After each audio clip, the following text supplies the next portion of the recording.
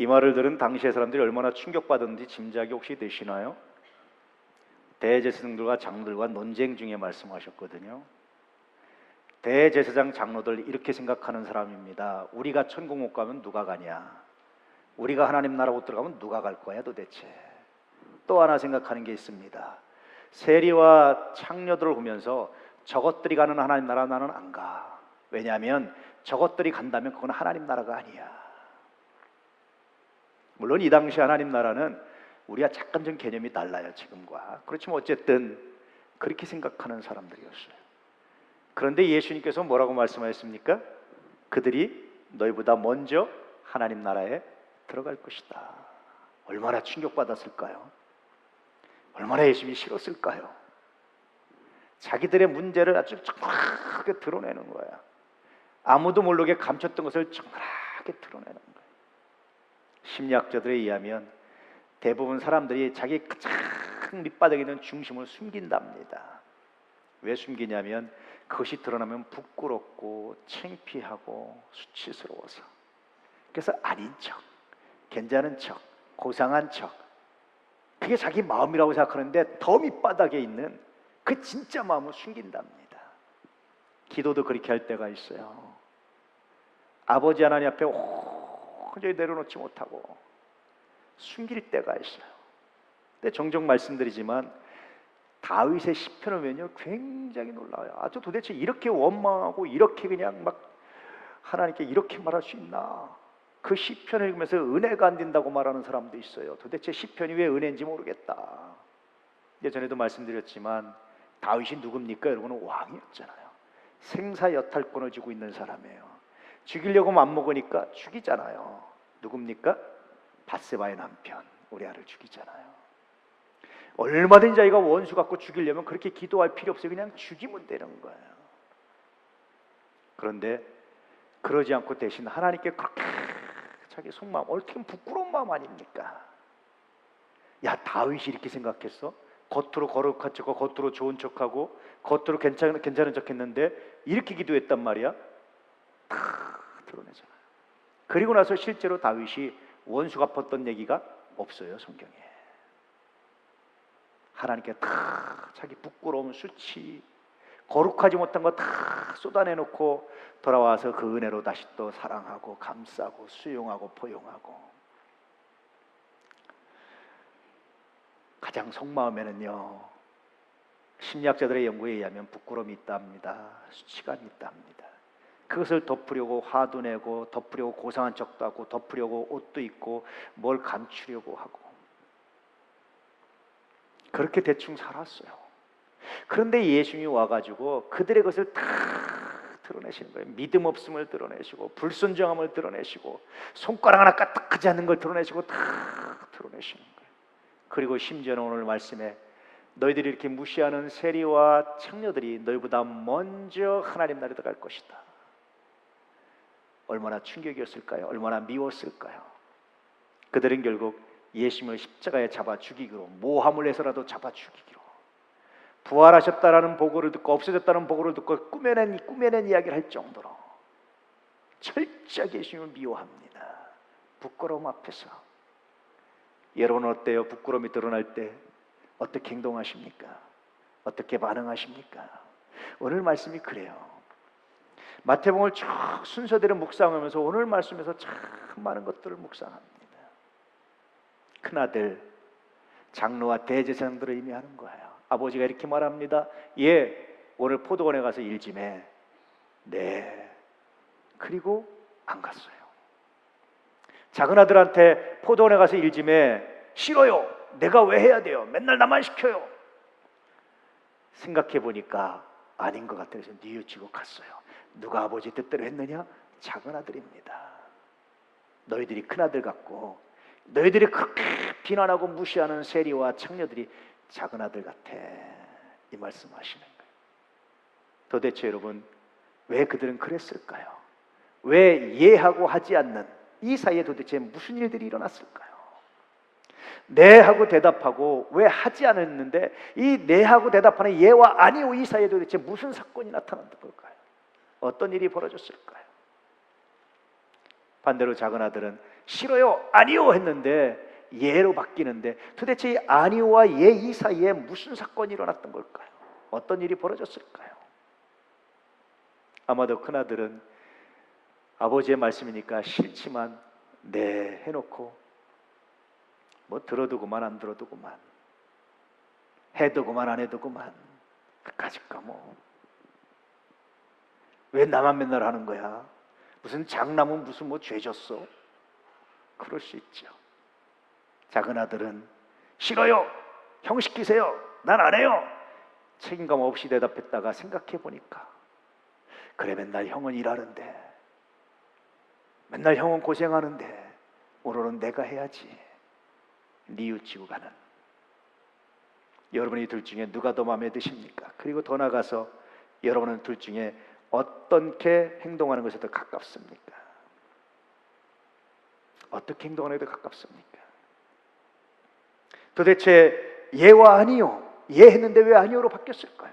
아니요 했는데 왜 예로 바뀌었을까? 이 사이에 도대체 무슨 사건이 일어났을까요?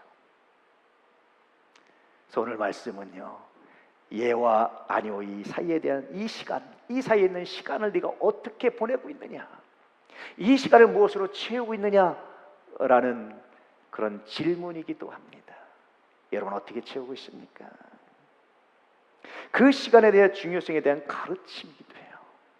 예와 아니오의 시간에 네 혼자 있는 시간, 생각하는 시간, 이 시간을 너는 이 생각을 무엇으로 채우고 있느냐? 우리가 예전에 많이 했죠. 지금도 하죠. 큐티라고 하죠. quiet time, 조용한 시간이에요. 그 시간에 성경을 묵상하고 하나님의 뜻을 찾고 적용하고 그런 시간을 큐티라고 그러잖아요. 우리가 quiet time이라고 그래요. 그 조용한 시간에 말씀 묵상하라고 quiet time, 조용한 시간을 가진 사람들은 아니요 했지만 회개하고 예로 바뀔 수 있습니다. 예한 사람은 계속해서 예할 수 있습니다.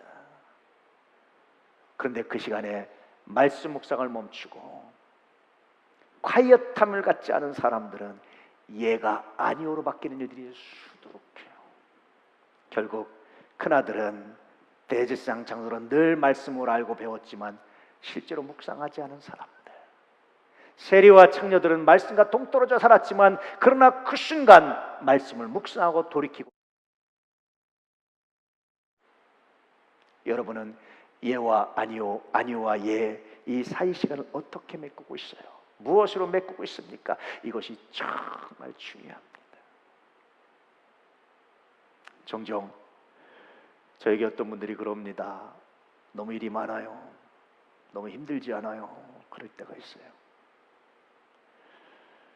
제가 예전에 대충 생각해 보니까 공적인 직하면 7개인가 8개인가 10개인가 뭐 그렇게 돼요. 예전에 성격상 중요하지 않은 일을 맡아도 제가 하면 중요해집니다. 왜 그런 줄 아세요? 일을 벌려고 일을 하니까 가만히 못 있어요. 안 중요한 직책도 중요해집니다. 그래서 그 다음에는 그 직책이 제일 중요한 직책으로 바뀌는 경우들이 많아요. 일 욕심이 많아요. 제가 어떤 후배는 저한테 아이 선배님 일 좀 벌리지 마세요. 선배님 옆에 있으면 힘들어 죽겠어요. 그렇게 말합니다. 근데 제가 그렇게 하는 이유가 뭔지 아세요? 그 일들 가운데 일하다 보면 하나님의 살아계심이 느껴져요. 야, 이걸 꼭 해야 되나, 이걸 왜 해야 되나 싶은데 기도하면서 시작을 하고 결과를 맞이하다 보면 하나님의 은밀하신 은혜가 느껴져요. 그래서 저는 종종 quiet 타임에 예와 아니오의 사이에 말씀을 묵상하고 하나님의 손길을 묵상할 때가 있어요. 이제까지 나와 함께 하신 하나님, 안 될 것 같은데 되게 하신 하나님, 때때로 야 이건 정말 될 수밖에 없어라고 생각했는데 안 되고 실패했던 일들을 생각하면서 하나님 그렇습니다. 이 일을 계획하시고 성취하시는 분은 여호와 하나님 당신이십니다. 내가 지금도 당신의 말씀을 믿고 내가 순종하기 원합니다. 때때로 여러분 기도하고 나서 그래 내가 순종해야지 아멘 하고 돌아서서 이 quiet 타임을, 이 홀로 있는 시간을 잘못 보내면요 이런 생각이 듭니다. 내가 미쳤지, 내가 제정신이 아니었지, 그때 왜 내가 갑자기 아멘을 해가지고 이 무거운 짐을 내가지고 이렇게 고생을 하고 있나? 하나님, 노맨입니다. 못하겠습니다. 안 합니다. 왜 내가 그걸 해야 됩니까? 그럴 때가 있어요. 그런데요, 그러고 나면 처절한 실패, 공허감을 맛봐요. 제가 일을 사랑하는 이유는요, 일을 하다 보면 하나님의 섭리를 느끼면서 신앙이 이론 분야에 그치지 않아요. 일하지 않으면 성서를 아무리 열심히 묵상하고 아무리 많이 큐티해도 이론에 그쳐요. 이론에. 남들한테 주는 좋은 얘기에 불과해요. 나한테는 적용을 하질 않아요. 정말 심각할 때가 많아요. 예수를 오래 믿은 사람들의 문제가 뭔지 아세요? 이론적 신앙에 그쳐요. 자기한테는 적용 안 해요. 남들한테는 기도하라 뭐하라 수도 없이 말하면서 자기는 안 해요. 사랑하라 수도 없이 말하면서 사랑하지 않아요. 충성하라고 말하면서 충성하지 않아요. 바리새인들이 그랬어요. 대제사장들, 장로들이 그랬어요. 예수님께서 그들에게 말씀하시기를 남들에게는 무거운 짐을 져놓고 너희는 손가락 하나 까딱하지 않는다라고 질책하셨어요. 왜 그런지 아세요? 안 해보니까. 손가락으로 지시만 하면 느낄 수 없는 것들입니다. 그래서 일을 포기를 못해요. 중단을 못하겠어요. 언제나 어떤 일이 있을 때 하나님의 말씀을 들으면, 응답을 들으면 그 다음에 홀로 있는 시간에 콰이엇 타임에 말씀을 묵상하고 이제까지 나와 함께 하신 하나님, 그 일도 이루신 하나님, 그 하나님을 묵상하게 되면 그때 또다시 저에게 하나님 아멘입니다. 아멘, 그리고 아멘, 아멘, 콰이엇 타임 아멘, 아멘, 아멘. 예에서 최소한 아니오로 마치는 일이 없는, 아니오 했다 할지라도 예로 바꾸는 역사가 이 콰이엇 타임에 있어요. 홀로 있는 시간에 있어요. 이 사이의 시간을 말씀 묵상으로 하나님의 섭리를 묵상으로 채울 때 비로소 이 놀라운 은혜가 있다는 것을 경험하지 않을 수 없어요. 돌아보면 큰아들은 이 콰이엇 타임, 홀로 있는 시간을 잘못 보냈어요. 작은 아들은 이 시간을 말씀 묵상과 하나님의 섭리를, 맞죠? 내가 작은 아들이라고 책임감도 없이 뺀질뺀질하고 안 했는데도 불구하고 우리 아버지가 나에게 여전히 사랑하시고 함께 하시고 감사하지. 이번만은 순종해야지. 콰이엇 타임을 어떻게 보내에 따라서 전혀 달라져요. 조용한 시간을, 홀로 있는 시간을 어떻게 보내에 따라서 전혀 달라져요. 그 순간 정말로 말씀을 묵상할 때마다, 나에게 함께 하신 하나님의 은혜를, 섭리를 묵상할 때마다 성령의 감동하심이, 따뜻하심이, 내 온몸을 감싸신 하나님의 은혜가